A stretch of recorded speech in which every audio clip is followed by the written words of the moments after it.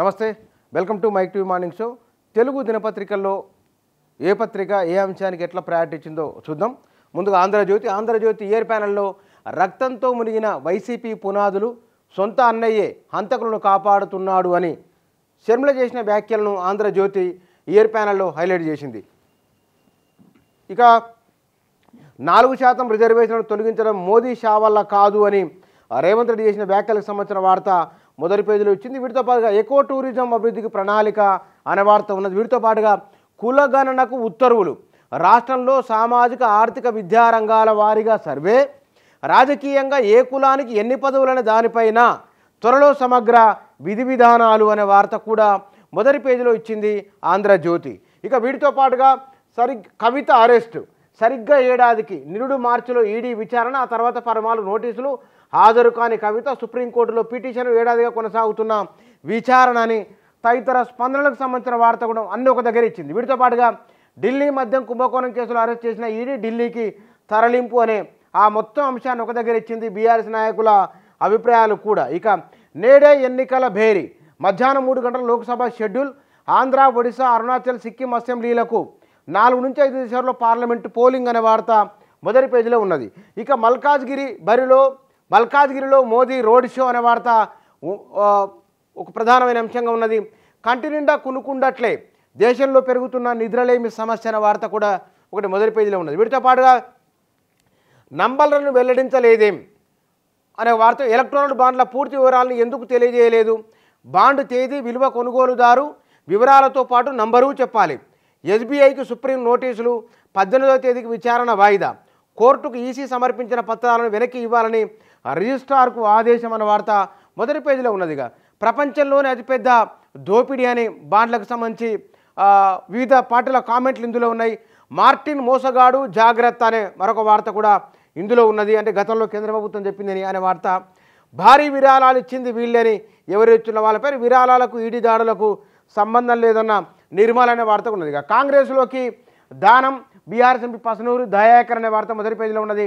రేవంత్ పాలనపై ప్రజల్లో సంతృప్తి, బీఆర్ఎస్ సంస్థాగత నిర్మాణ లోపం, శాసనమండలి చైర్మన్ గుత్తా సుఖేందర్ రెడ్డి అభిప్రాయాన్ని కూడా మొదటి పేజీలో ఇచ్చింది ఆంధ్రజ్యోతి. ఇక కాంగ్రెస్లోకి జితేందర్ రెడ్డి బీజేపీ ప్రాథమిక సభ్యత్వానికి రాజీనామా, ప్రభుత్వ సలహాదారు ఢిల్లీలో ప్రభుత్వ ప్రత్యేక ప్రతినిధిగా నియామకం అనే వార్త ఉన్నది. బీఎస్పీకి నాగర్ కర్నూలు, హైదరాబాద్, బీఆర్ఎస్ బీఎస్పీ మధ్య పొత్తుపై స్పష్టత అనే వార్త కూడా మొదటి పేజీలో ఇచ్చింది ఆంధ్రజ్యోతి. ఇక ఈనాడు మొదటి పేజీలో కవిత అరెస్టు, ఢిల్లీ మద్యం కేసులో కీలక పరిణామం అనే వార్త ఉన్నది.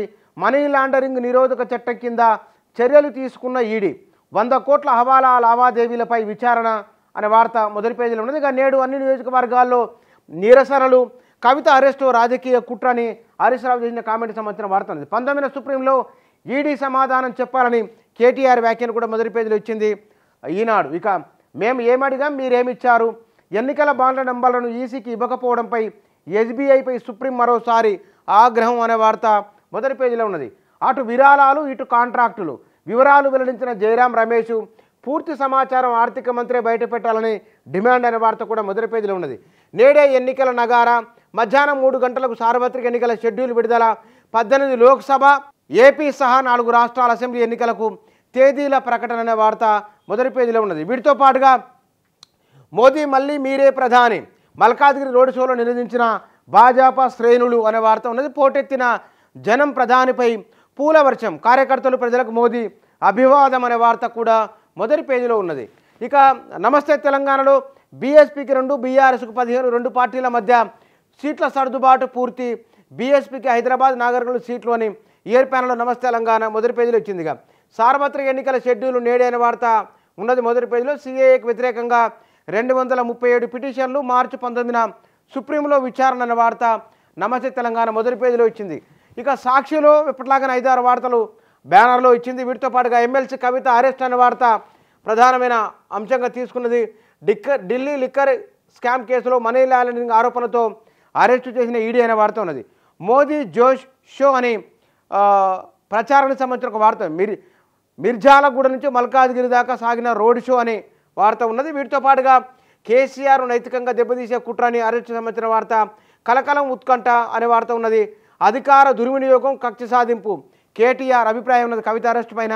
కారణాలు చెప్పే అరెస్ట్ చేశాం, కవిత సంతకం తీసుకుని వాంగ్మూలం నమోదు చేశాం, పలు డాక్యుమెంట్లు 5 ఫోన్ల సీజ్ చేశామని ఈడీ చెప్పిన వార్త కూడా ఇందులో ఉన్నది. ఇక ఎన్నికల షెడ్యూల్ నేడే అనే వార్త మొదటి పేజీలో ఉన్నది. తొలగిన పచ్చ ముసుగు అని ఒక వార్త కూడా మొదటి పేజీలో ఇచ్చారు. ఇక మైనార్టీ రిజర్వేషన్లు రద్దు చేయడం మోదీ వల్ల కాదని రేవంత్ వ్యాఖ్యకు సంబంధించిన వార్త. బీఆర్ఎస్ బీఎస్పీ పొత్తుకు సంబంధించిన వార్త ఉన్నది. ఇక కాంగ్రెస్లకి దానం పసనూరు అనే వార్త. సమగ్ర కులగణనకు సై అనే వార్త కూడా మొదటి పేజీలో ఉన్నది.